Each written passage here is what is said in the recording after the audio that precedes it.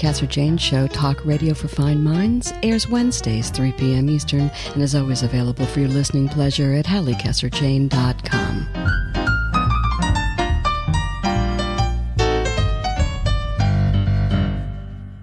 And thank you so much for joining me. I am Halli Casser-Jayne. Today on the Halli Casser-Jayne Show, we're talking the F word. That's right, we're talking about feelings and tackling the question, what's so wonderful about feeling good? With me on the show today, psychologist Tina Gilbertson, author of the new book, Constructive Wallowing, How to Beat Bad Feelings by Letting Yourself Have Them. And in the second half hour, I'll be chatting with The Guardian's respected columnist, Oliver Burkeman, the author of the Antidote, Happiness for People Who Can't Stand Positive Thinking. It's going to be a fascinating hour, promise. So sit back, relax, and enjoy your ringside seats to the Halli Casser-Jayne Show, talk radio for fine minds. But before we begin, a brief message from our sponsors. You are listening to the Halli Casser-Jayne Show, talk radio for fine minds. The Halli Casser-Jayne Show is always available online at HalliCasser-Jayne.com. Today, the Halli Casser-Jayne Show is brought to you by Audible.com, a leading provider of spoken audio information and entertainment. Listen to audiobooks whenever and wherever you want. If you want to listen to it, Audible has it. With over 150,000 titles in virtually every genre, you'll find what you're looking for. Get a free audiobook and 30-day trial today by signing up at www.audibletrial.com/The Halli Casser-Jayne Show.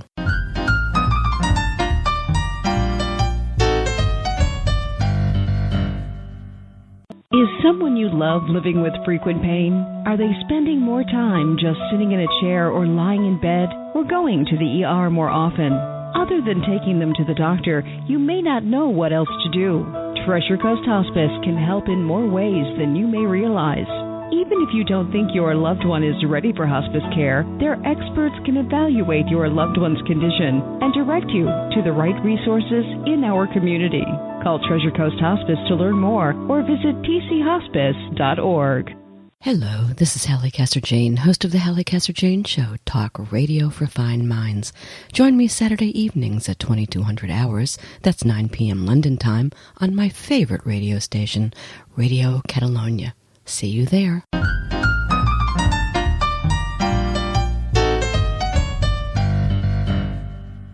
Psychotherapist Tina Gilbertson is a former actress with credits that include TV's The X-Files. Some years ago, Gilbertson was feeling unfulfilled with what should have been an exciting life in New York City and a career in television.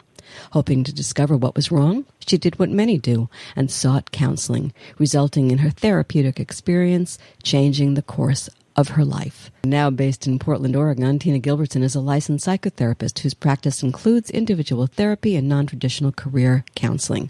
A popular blogger and workshop leader, Gilbertson's first book, Constructive Wallowing, How to Beat Bad Feelings by Letting Yourself Have Them, cuts to the chase and teaches people how to accept and feel their feelings instead of stuffing them.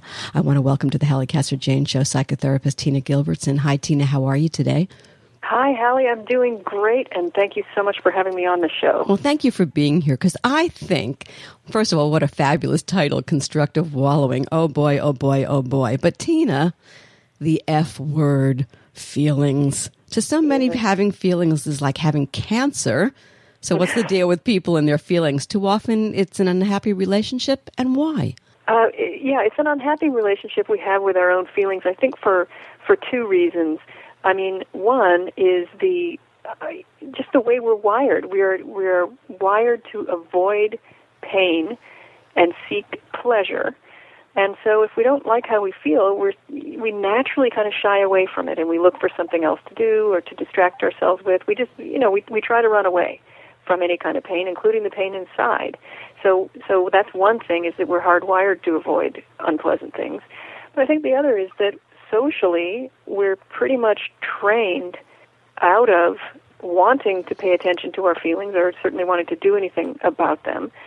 All of our social training is externally focused. The right and the wrong of life is taught to us from other people. Other people tell us what is good and what is bad, and do this and don't do that. And so we learn to look outward rather than inward. And, of course, we learn that if we feel something and we act out and we hit Timmy, then that's terrible, and we shouldn't hit Timmy. And what we learn really is that we really shouldn't be angry. We shouldn't want to hit Timmy. And so we get frightened when we have feelings like that. So let me take you right. Let me take you here. So let's start with why you think it's important for people to first identify with feelings. So what's the secret in identifying with your feelings? Well, there's identifying with the feelings, and then there's identifying the feelings, and those are two very important things. I think if you're asking about why do we need to identify with our feelings, mm-hmm.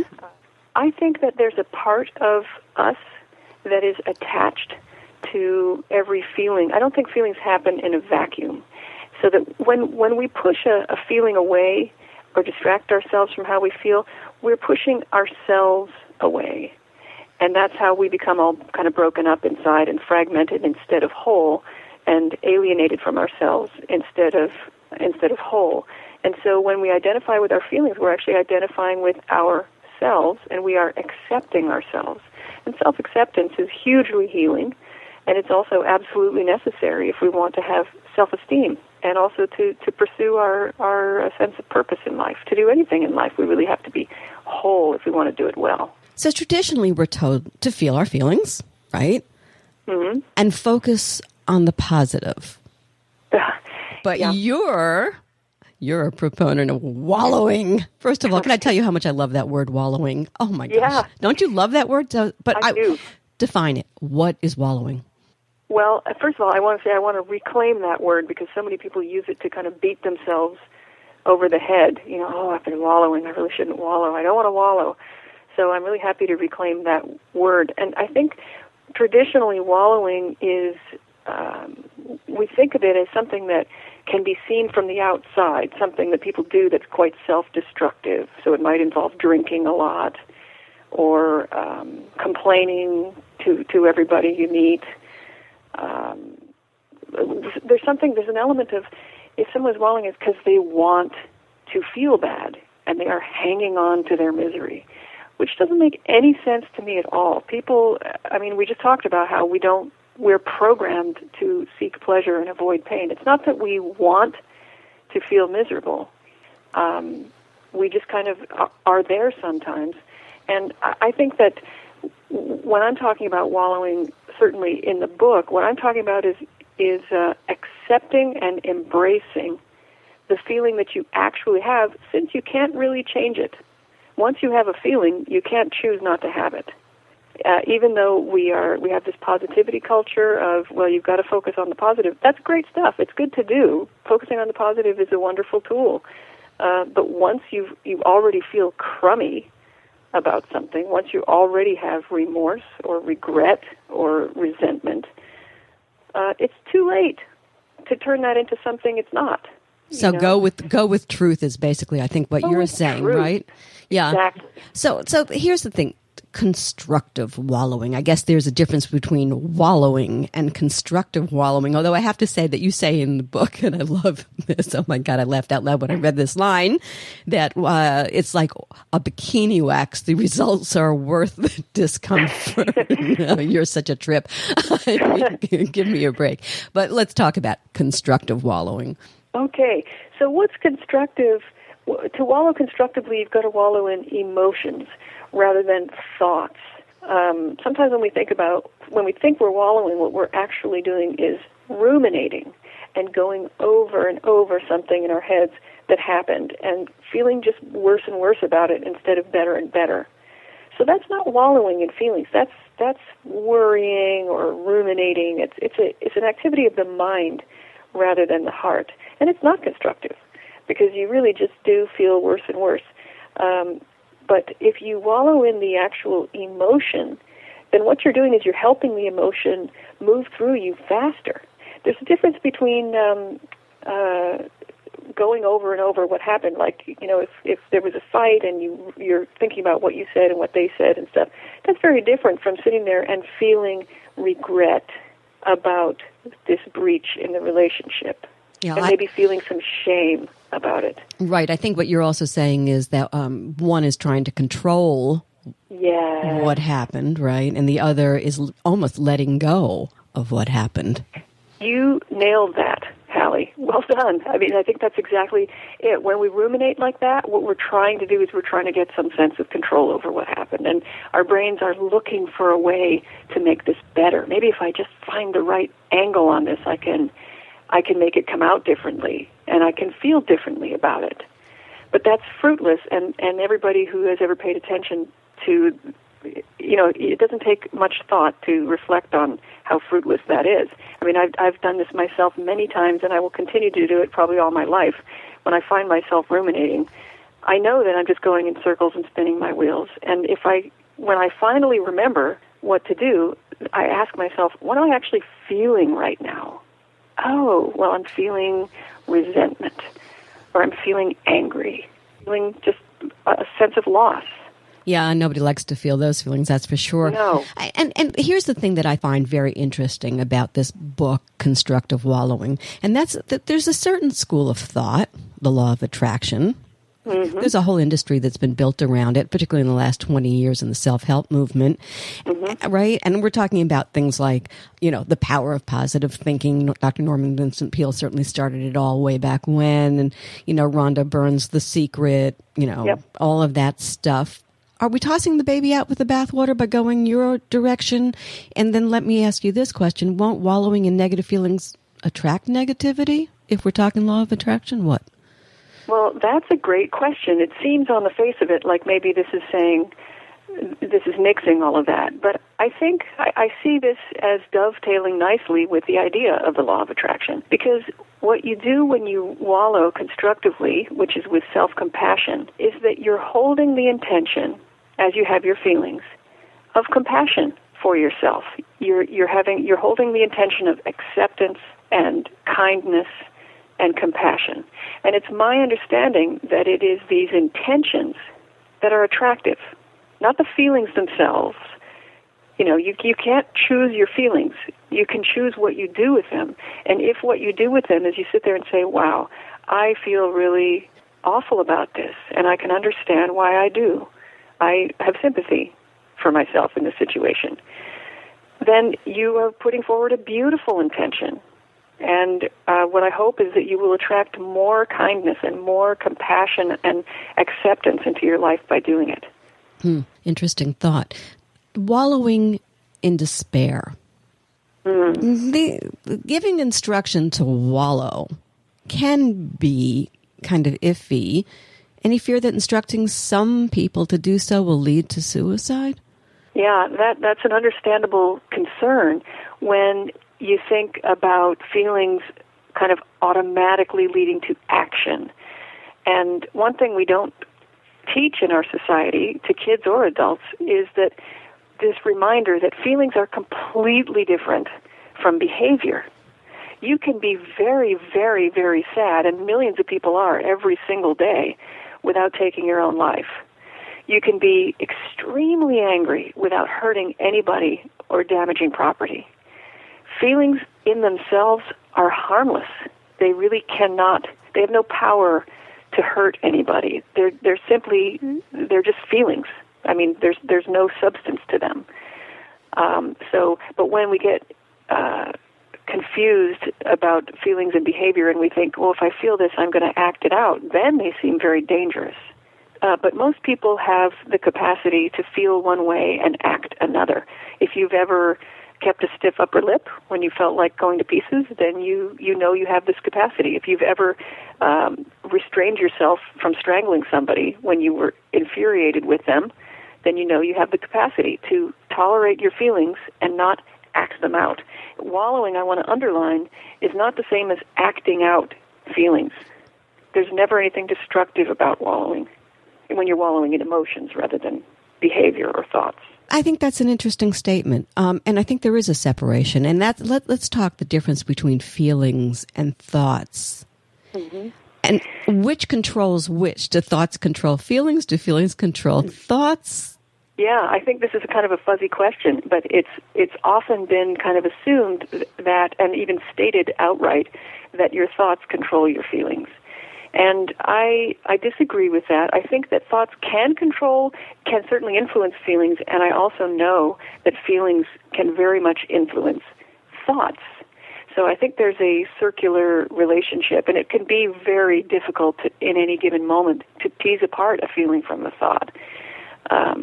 But feelings, emotions, are based ultimately not on thoughts at all, but on beliefs. Okay, so if we go there, can I take this one step further with you? And that's this thing about positive thinking. Yeah. Is that not psyching your brain out? Is that not psyching your feelings out?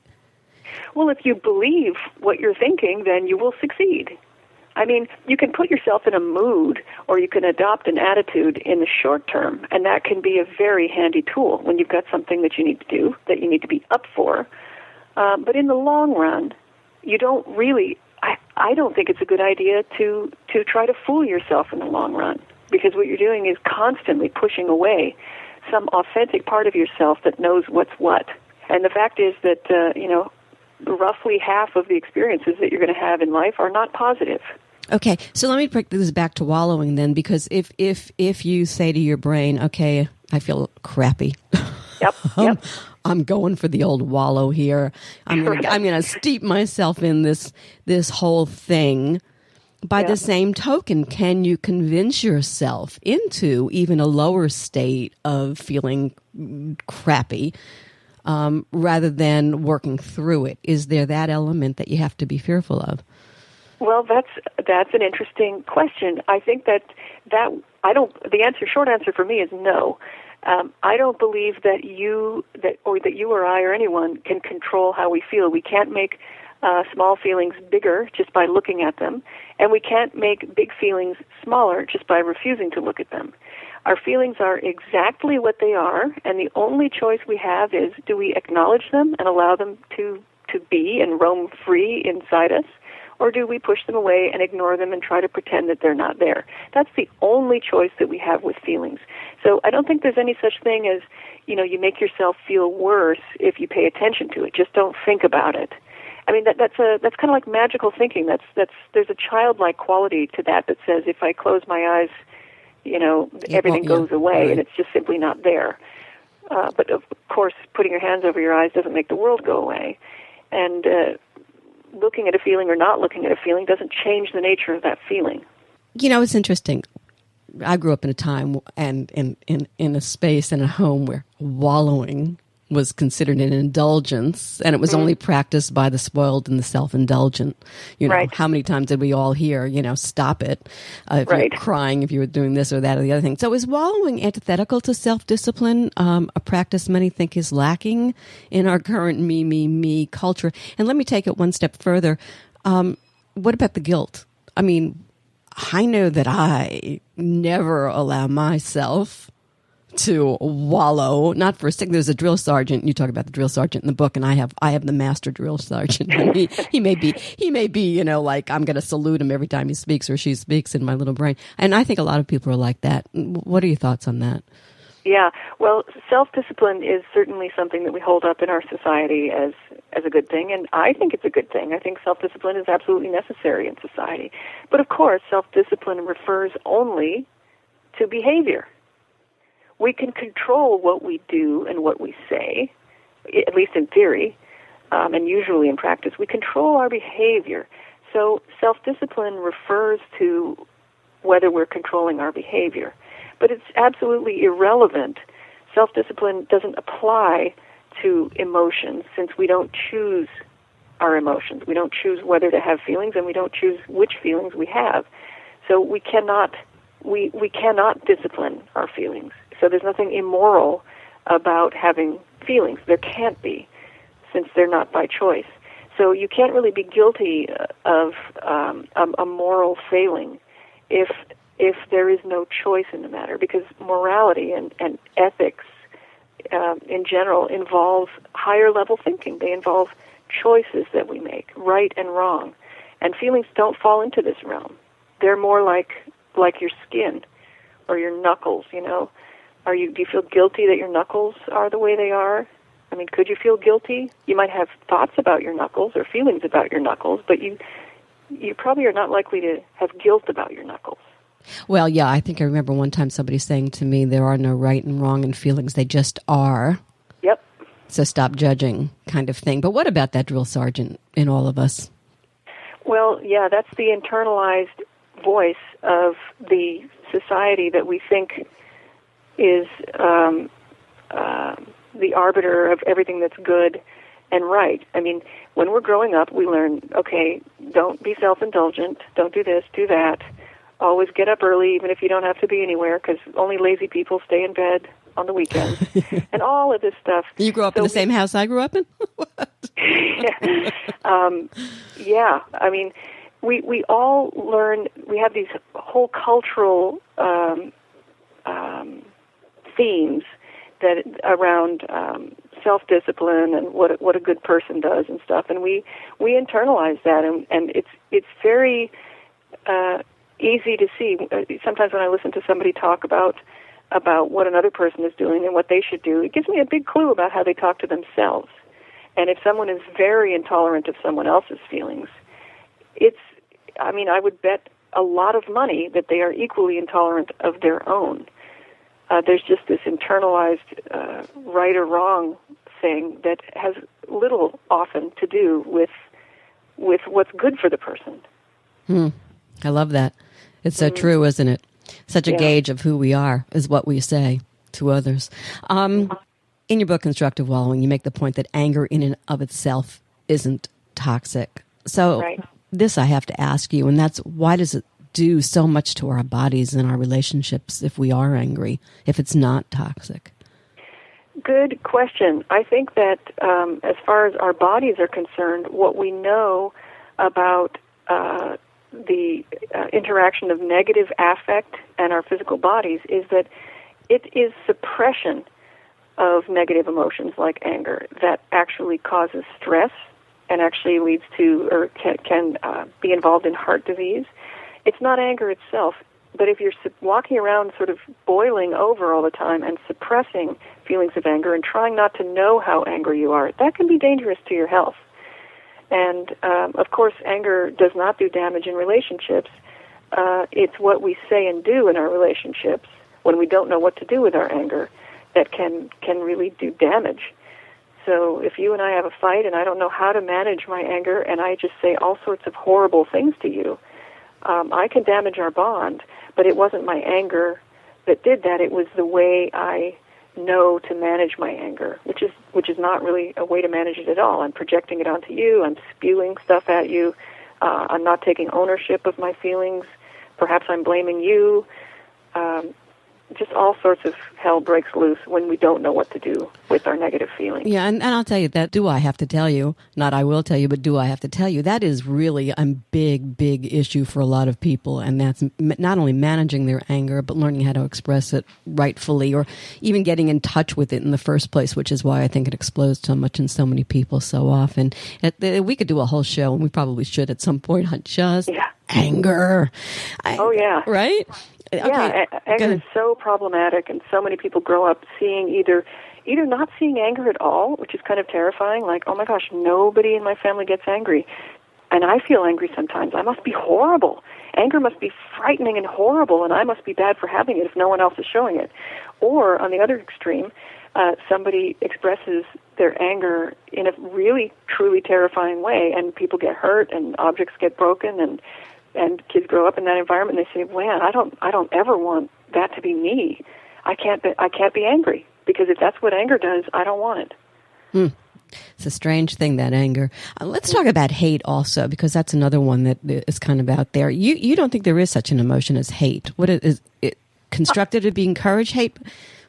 Talk to me about that. Is that man-made hate? What? Well, I don't know what hatred is. I'm not sure. I'm not sure if it's an emotion. I'm not sure if love is an emotion. I think that these might be kind of bundles of different emotions that kind of run together in a pack. But regardless of what hatred is, I don't think there's anything wrong with feeling, experiencing something that feels like hatred. What gets scary is when those feelings of dislike and annoyance and anger and disgust and disrespect, when those feelings go underground they can start to pop out in words and behavior, and that's when things start to go south. So we need to be able to make room for those feelings inside ourselves, because you know what? If you hate somebody, there's probably a reason. They scare you. Maybe you feel disempowered by them. People don't just walk around hating others for no reason. Let's get back to wallowing for a second. Yeah. How do you know when you've wallowed long enough? Well, it's like it's kind of like, how do you know when your yawn is over, when you've finished yawning or sneezing? There's a natural end point. I use these analogies because I feel like wallowing is a natural process. Feelings have a life cycle. There's a beginning, a middle, and an end. They get triggered, they peak, and then they dissipate. That's the natural life cycle of a feeling. And so, really, if you think about it, what you're doing when you're wallowing is just allowing the feeling to go through that life cycle. And when it gets to the end, it's done. Now, a big feeling, if you're in anguish over somebody's death, or there's a huge amount of grief or loss, then that's going to come in waves. You're not going to be over that in one little session of 5 minutes of wallowing. But an actual emotion, a particular emotion that you're feeling, really only lasts a minute or two. And there's research to show that. But, I think we knew that before that research was done. If you pay attention, you really cannot feel an emotion 24 hours a day. It doesn't happen. It doesn't matter how strongly you feel about something. It's always momentary. You can think about it all day long, every day for the rest of your life and be miserable about it forever, but that is not the same as feeling the actual emotion that's underlying your experience. So we've wallowed long enough. The question that has to be asked then is, how do you get back to feeling positive? Will it happen automatically? I believe that it will happen automatically. All feelings, if you let them be, are spontaneous, and they react to what's going on in your environment. And if you've got a life that is really disappointing in many, many ways, then the problem is that your life is disappointing in many, many ways, and there may be some things that you want to do in your life to change some of what is within your control, so that you can have experiences of gratitude and joy and peace and satisfaction and belonging and closeness. Your feelings react to your reality, and there are some things within your control and some things that are not within your control. But if you're creating the life that you want to lead, and you're allowing your feelings to be as they are, you're going to feel appropriate to your life. So you don't have to push the river of your feelings and make yourself happy. Make a life that makes you happy, and then get out of the way. I like that line, and we're going to close there. The author, Tina Gilbertson, the book, Constructive Wallowing, How to Beat Bad Feelings by Letting Yourself Have Them. Be good to yourself. Pick up a copy. Wallow in it. It's worth it. For more information on Tina Gilbertson and her book, Constructive Wallowing, visit tinagilbertson.com. Hey, Tina, thanks so much. Yeah. Thank you so much, Halli. It was fun.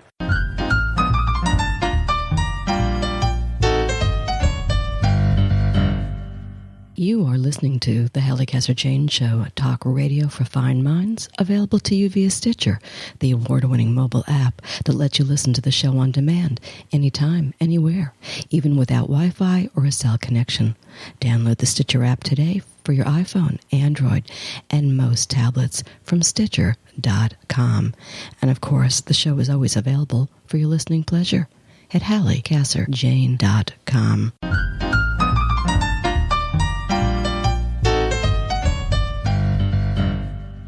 Oliver Burkeman is a journalist for the British newspaper The Guardian, reporting from London, Washington, and New York. The Guardian is home to Burkeman's popular This Column Will Change Your Life, which explores social psychology, self-help, culture, productivity, and the science of happiness. A winner of the Foreign Press Association's Young Journalist of the Year award, Oliver Burkeman was shortlisted for the Orwell Prize in 2006. He holds a degree from Christ College, Cambridge. Burkeman is known to make unprovoked attacks on the 2006 revered self-help manifesto, The Secret. His new book, The Antidote, Happiness for People Who Can't Stand Positive Thinking, probes the upsides of negativity, uncertainty, failure, and imperfection. Welcome to the Halli Casser-Jayne Show, Oliver Burkeman. Nice to have you here. Thanks very much for inviting me.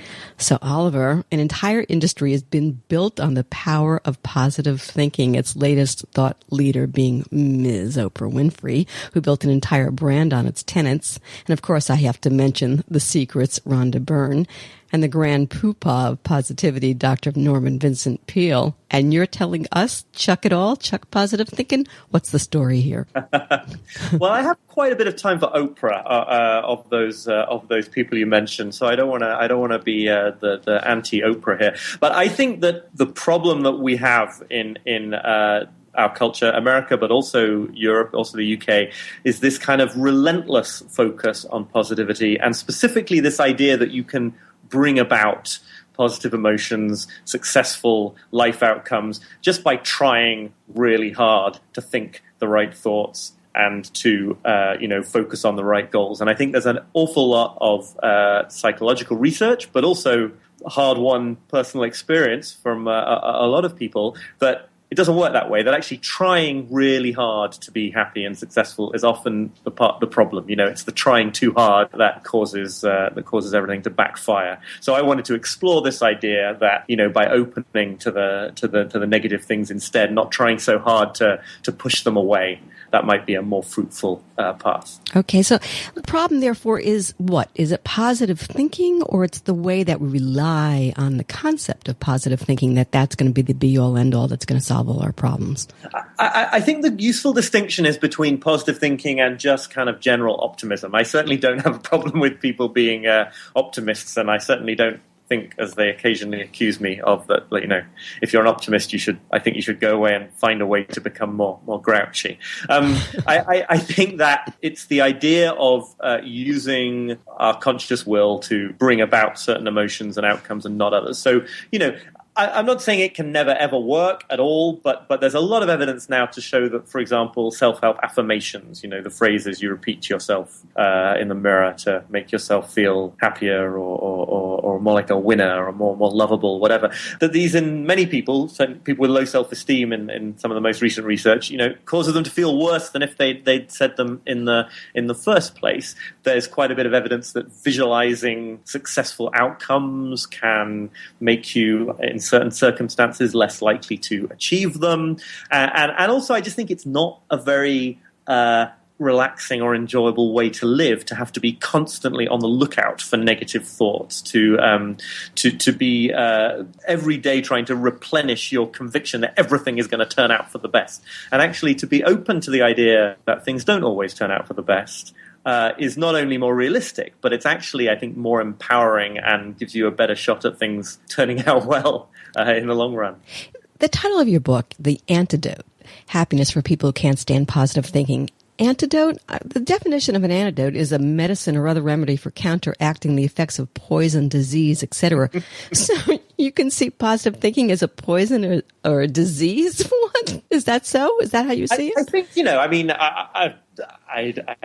yes, I don't want to be too much of an alarmist about, somebody who finds it useful now and again to just sort of make themselves think a happy thought or two.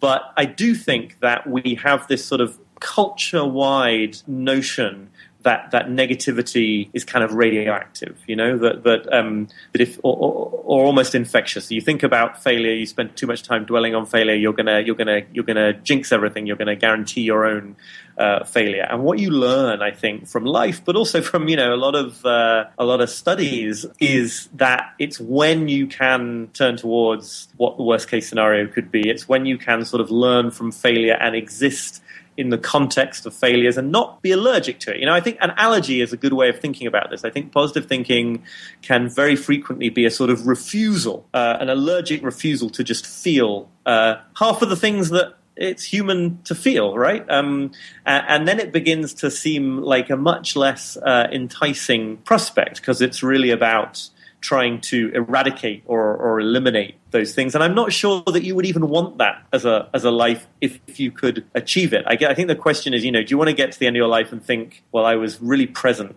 for the highs and the lows, Or do you want to think, hey, I successfully eliminated all the negative feelings and just sort of bobbed along in a state of sort of monotone, good cheer? And I don't think actually ultimately the latter is what most people want. Well, not only that, I don't think it's possible. So I think it's a false, it's a phony, setup, I think, for people. And then what do? Then they go after it, and it's an impossibility to achieve. I mean, I've always felt that way about it, which is why I so enjoyed your point of view on all of this. You've interviewed an array of people on the subject. So talk to us a little bit about it and why, how it all led to where you finally got on this subject. Well, I've been writing this column for The Guardian for a number of years, where I still do, where I look at different approaches in self-help and psychology and try to evaluate them. I always like to say skeptically, but not cynically. I don't want to say the whole idea of self-help, the whole idea of wanting to be happier is a bad thing. I don't think it is. But there's also a lot of nonsense and a lot of things that aren't backed up by psychological scholarship. So I was sort of evaluating them, testing them out in my own life. And I really saw this pattern emerging, that anything that really was ultimately positive thinking, that was based on an unwillingness to tolerate certain kinds of emotion or to an unwillingness to accept that they were a part of life, ultimately didn't seem to work. It seemed to backfire all the time. And everything that was much more to do with making space for those emotions, whether it's meditation approaches, or I write quite a lot in the book about Stoicism, the ancient Greek and Roman philosophy that has to do with among other things, asking yourself what the worst that could happen in a given scenario is, rather than trying to convince yourself only that it's all going to go right.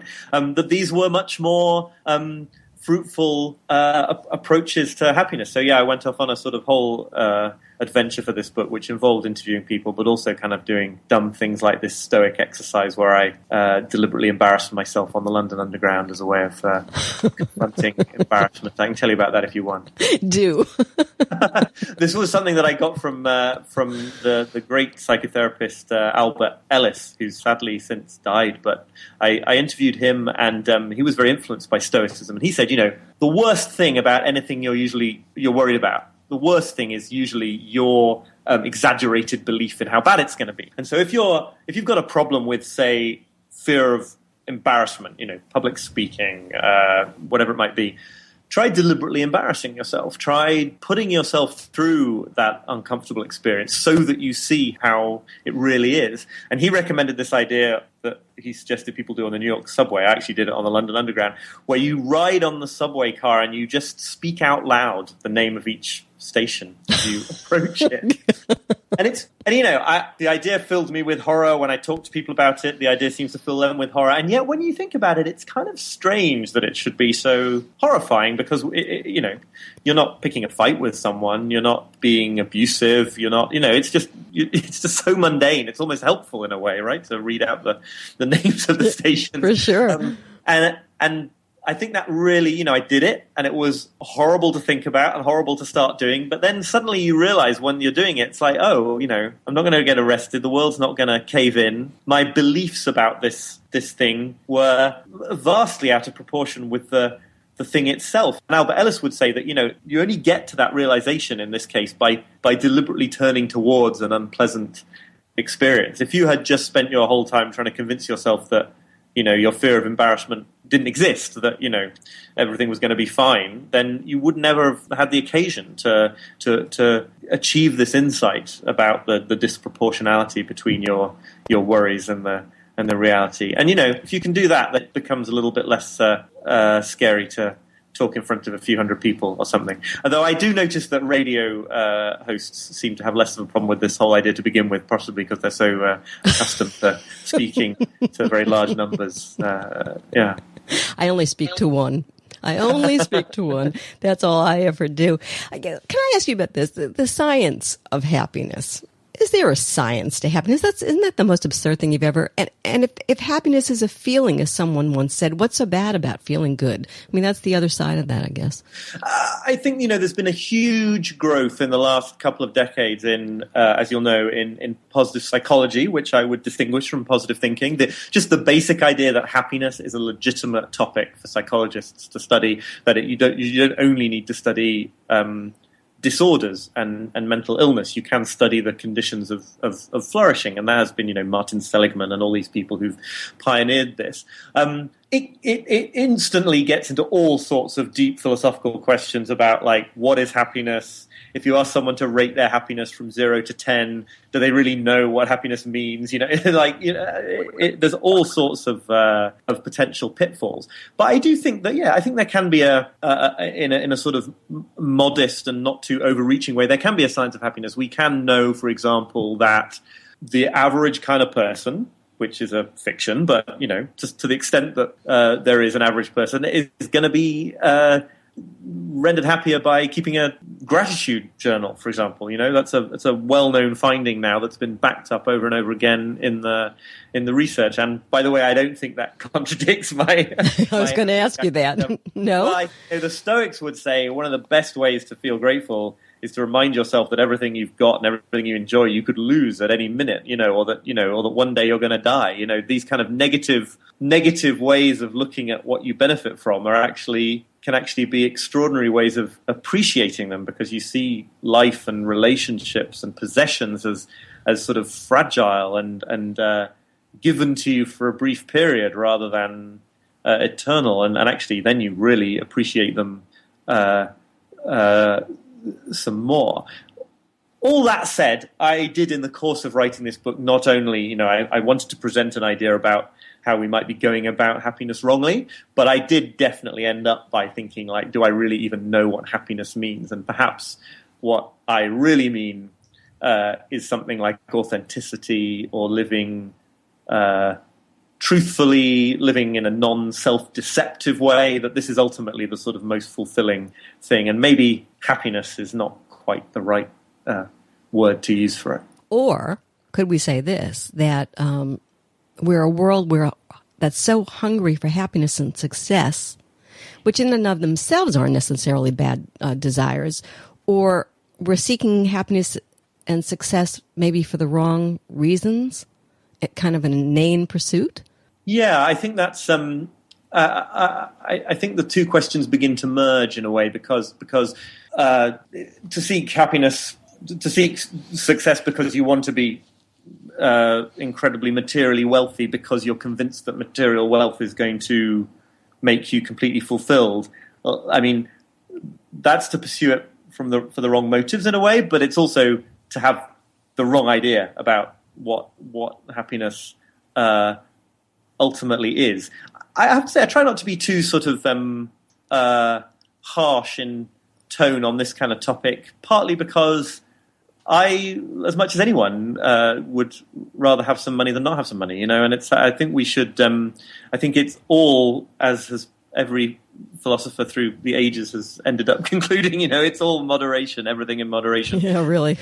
including moderation. And that sort of Buddhist idea of the middle, the middle way. I think, you can certainly go too far in chastising other people or oneself for going for the gusto, buddy, or enjoying luxuries, or enjoying it's not. You don't have, you don't have to wear a hair shirt. It's just that ultimately those sort of material things are not going to be the be all and end all either. So, if we're all entitled to happiness, as the framers of the U.S. Constitution and many philosophers, obviously way before them, have said, why is happiness so elusive? Is it our thinking? Is it God joke on humanity? Well, I think it's worth pointing out that the Constitution guarantees the pursuit of happiness, right, rather than the achievement of it, which I've always thought is a very one of very many wise things in the Constitution, I suppose, but a particularly sort of philosophically wise idea. I think we need to be free to seek whatever we're defining as happiness, but that does not mean that it's always going to that we're always going to be able to find it. There is, to answer your question, there's something deeply sort of ironic built into the human mind, I think, such that focusing really hard on something, above all happiness, that's when it kind of slips away. The old party game that I write about in the book, you challenge somebody to not think about a polar bear for a minute, or challenge yourself to not think about a polar bear for a whole minute.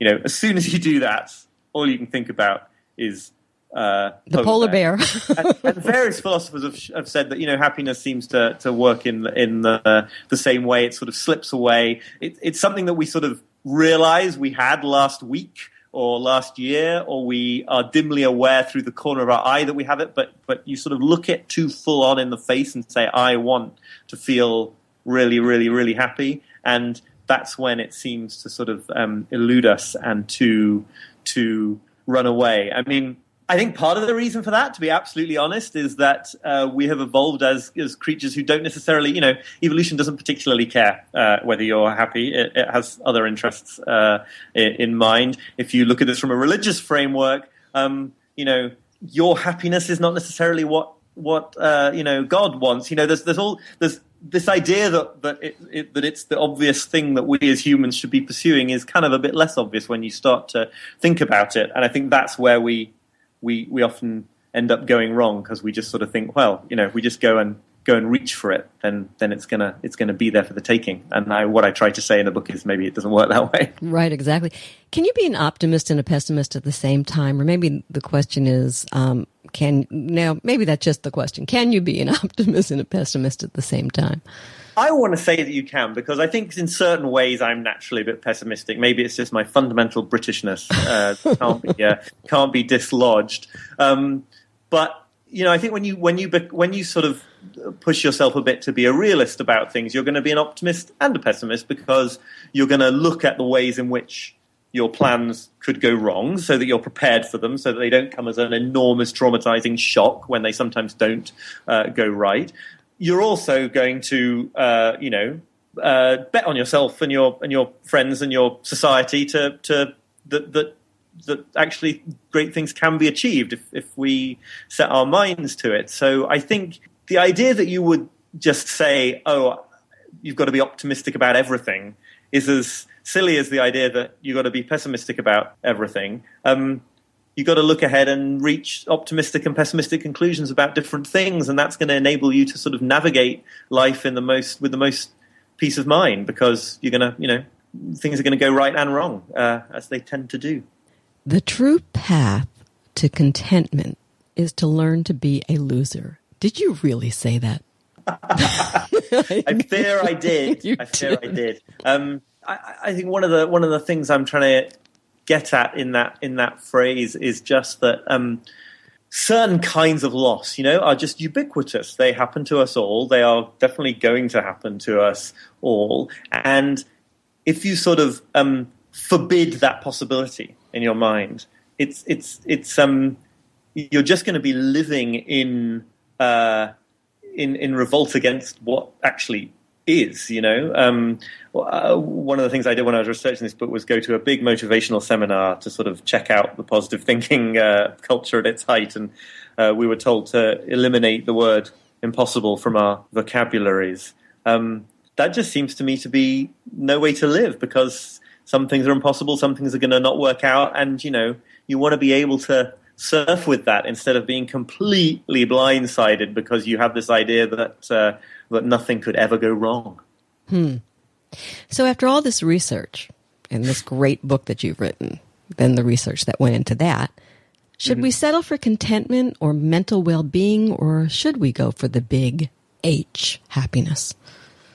I think that what I would say is I would challenge the implication in that question that contentment is a kind of is a word for a sort of second best thing. Certainly in a lot of traditions, including the Stoics and the Buddhists, that kind of true, clear peace of mind is much of a higher goal than kind of mere excitement, if you like. And I think that as long as we interpret that idea of contentment expansively and sort of ambitiously, then we don't need to think of that as some sort of second best thing. And it is, I think, happiness then. That ability to sort of roll with the punches, that ability to be present to everything life brings, I think that is not a small thing at all in the end.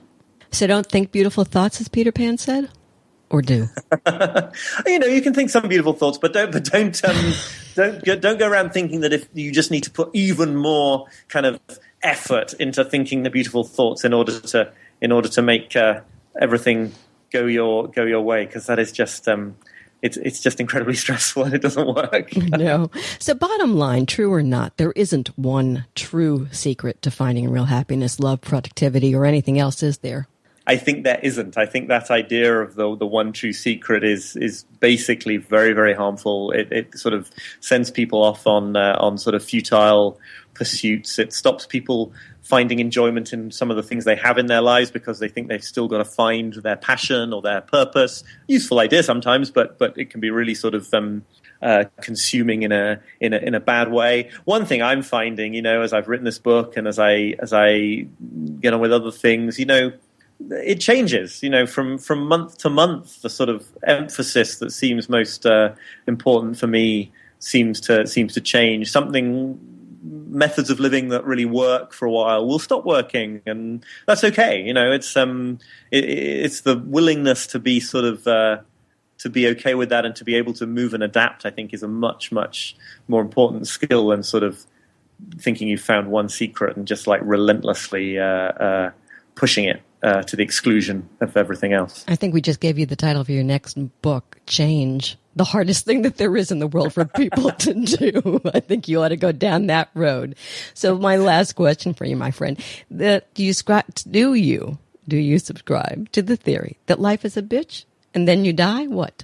I mean, it depends on what that means. If it means there's a lot of, you're going to encounter a lot of bad stuff, and then you do actually die, that is all true. But I think that there's a spirit of resignation in that idea. I know it's usually meant as a joke, of course, right. But there's a spirit of resignation in that idea that I don't want to subscribe to. I think acceptance and resignation are not the same thing at all, and that we can accept the negativity in life. We can find ways to accept aspects of life that we didn't choose.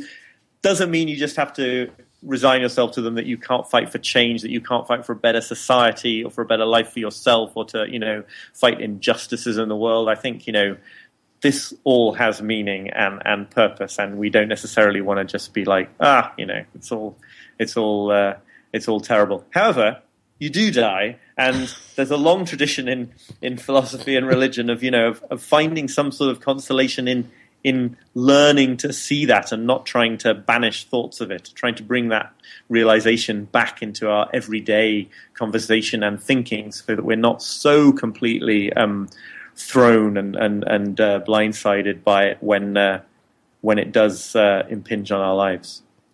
That's a bit of a downbeat way to end, but I think that maybe... No, I think it's a fair way. That's appropriate. It's fair. It's absolutely fair. The author, Oliver Burkeman, the book, The Antidote, Happiness for People Who Can't Stand Positive Thinking. Be sure to check out Oliver's website, oliverburkeman.com. Follow Oliver on Facebook at Oliver Burkeman, and you'll find Oliver Burkeman on Twitter as who else? Oliver Burkeman. And of course, visit The Guardian to discover Oliver's truly fabulous column that will change your life. This column will change your life. Hey, Oliver, thanks so much. It's been a pleasure. It's been fun. Thanks again.